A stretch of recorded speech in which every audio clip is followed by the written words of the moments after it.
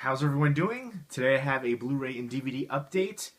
6 titles, and if you've seen any of these movies, definitely let me know what you think of them as well. First up, from RLJ and Image Entertainment, is Digging Up the Marrow.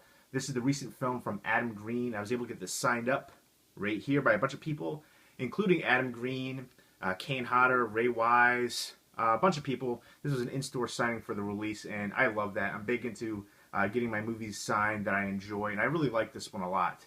It basically poses the question if monsters are real.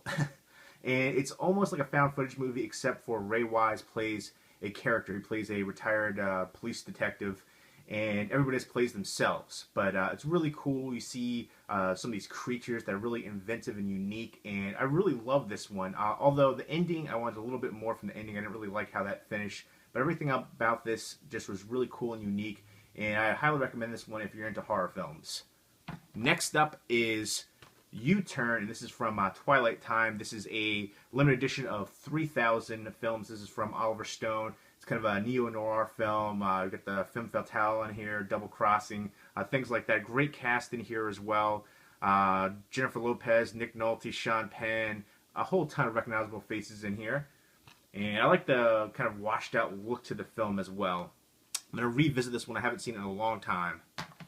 That's what I just remember from it though, but I'm excited that Twilight Time's releasing a lot of these movies. A lot of ones that I don't think would normally get a Blu-ray release otherwise, which is really cool. And this is another one, H.G. Wells' first Men in the Moon.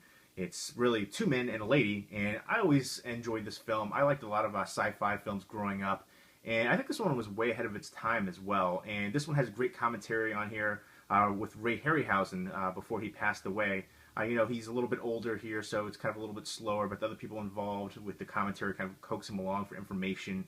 And this is just a fun adventure movie. I thought the idea of the way that they got to the moon was a little campy with the coding, but everything else about it was fun once they get to the moon. There's aliens, there's creatures there. They're kind of like Greedo-looking insect creatures. But overall, it was the best it's ever looked by far, so great on the transfer, and some good special features on here as well. Anything with Ray Harryhausen, I'm interested in, and he did a lot of the layouts here, and you know, stop motion legend and effects legend.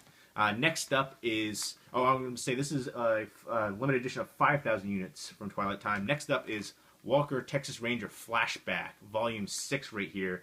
This is a Walmart exclusive. It's just Texas Ranger. I haven't checked this one out yet. I guess it's a bunch of different episodes on here, and this is a campy show. It has a lot of morals and things like that they're trying to express, but it's also got action and Chuck Norris.